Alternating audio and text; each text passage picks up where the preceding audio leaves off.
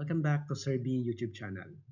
We are thrilled to have 4,130 subscribers and counting. Thank you for your incredible support. For today's video, we're diving into a fascinating topic, the most common types of patterns found in nature. Let's explore the beauty and math behind them. So let's start.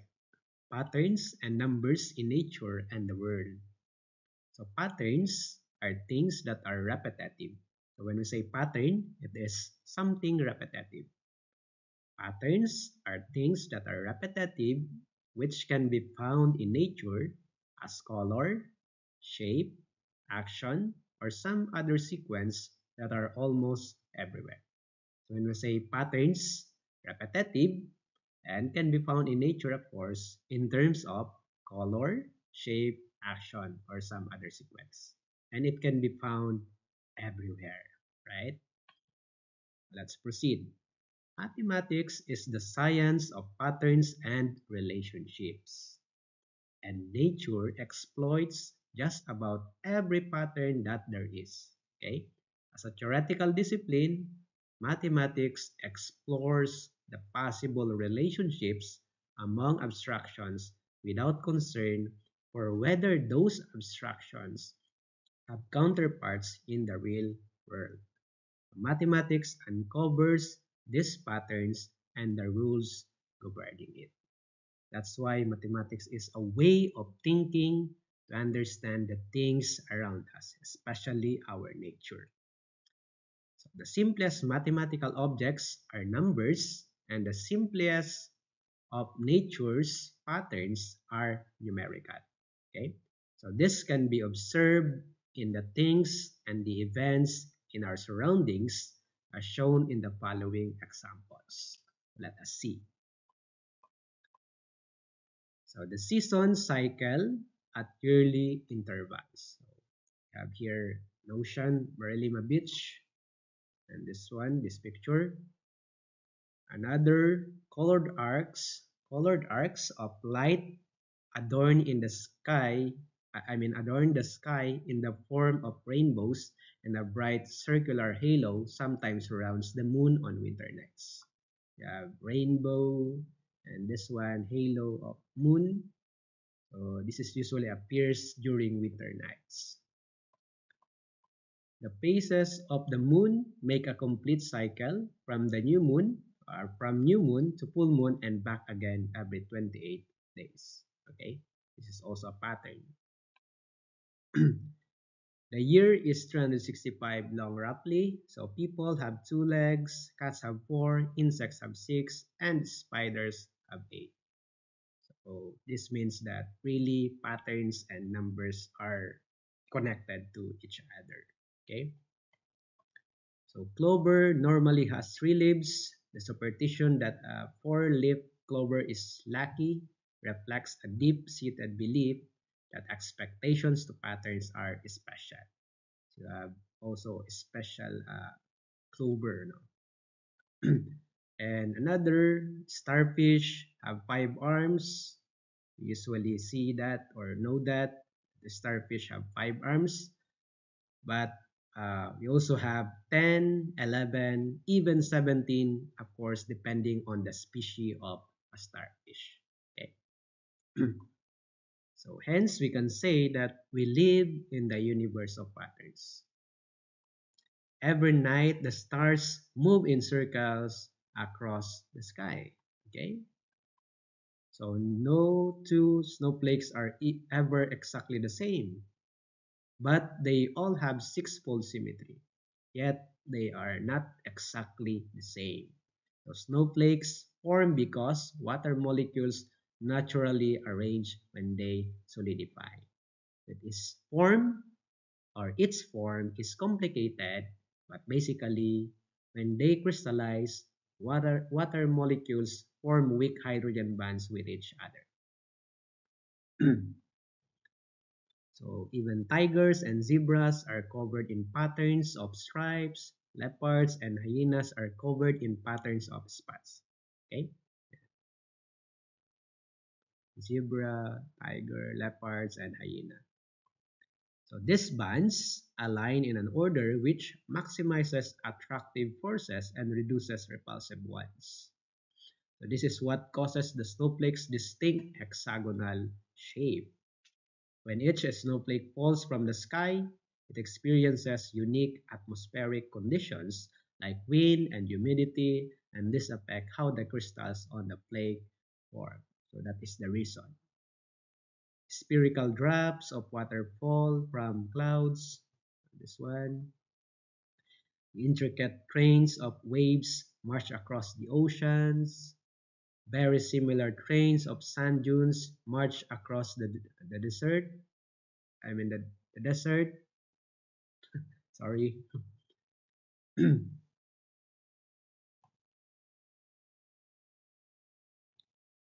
So nature abounds in spectral colors and intricate shapes. Look at this. Very fascinating.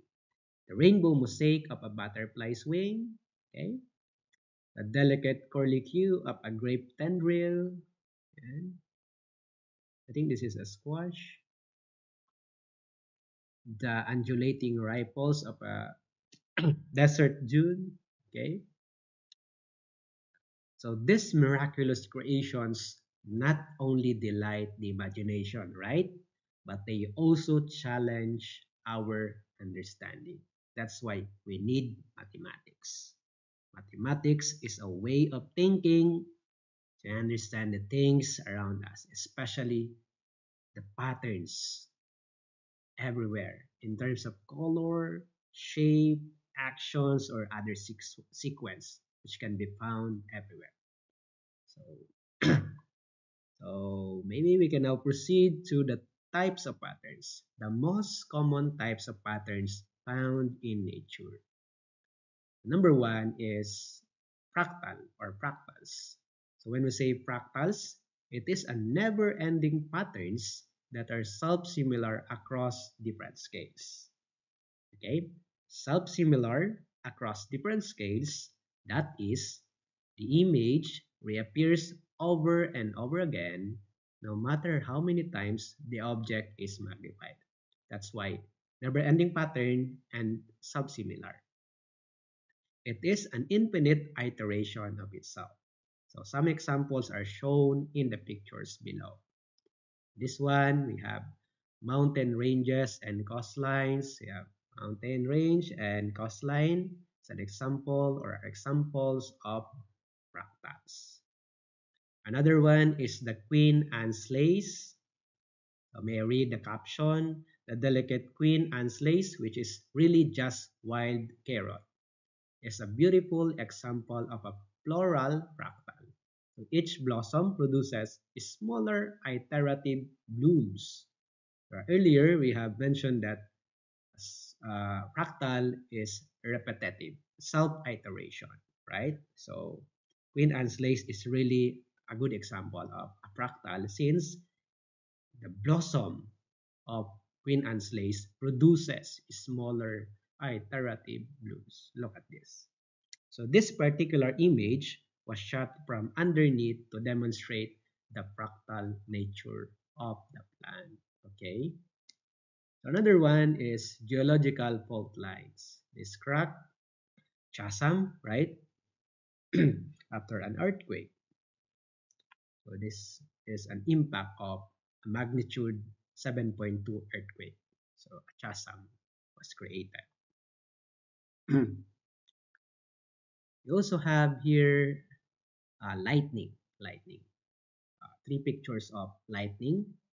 So lightning's terrifying power is both awesome and beautiful.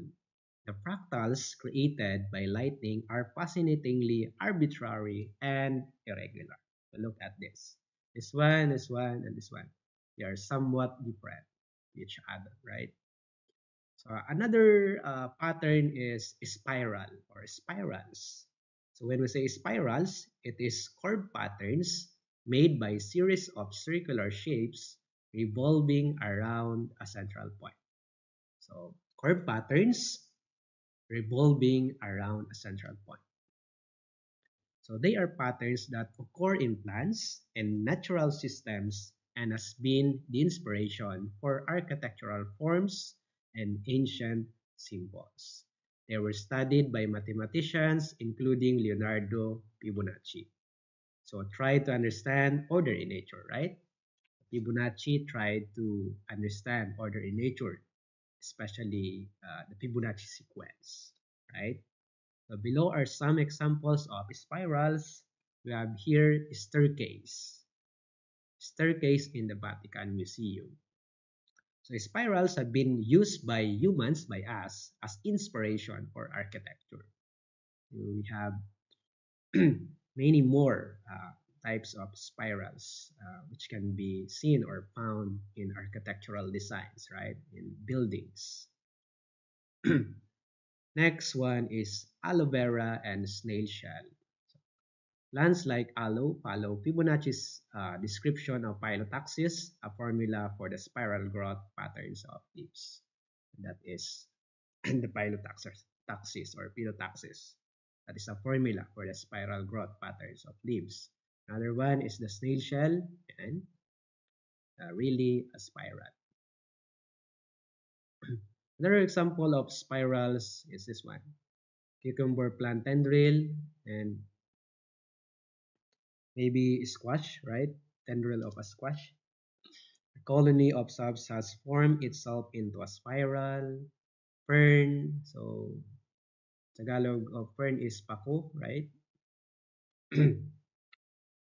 And leafy cap coral and millipede in defensive coil. I think this is a dead millipede. And another two cyclones form in tandem.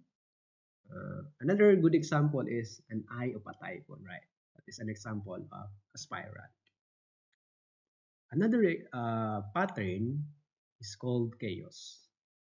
So when I say chaos, it is a simple pattern created from complicated underlying behavior. So simple pattern yet formed from a very complicated underlying behavior. So a chaotic pattern is used to describe a kind of order which lacks predictability. So that's why it is called chaos, because it lacks predictability.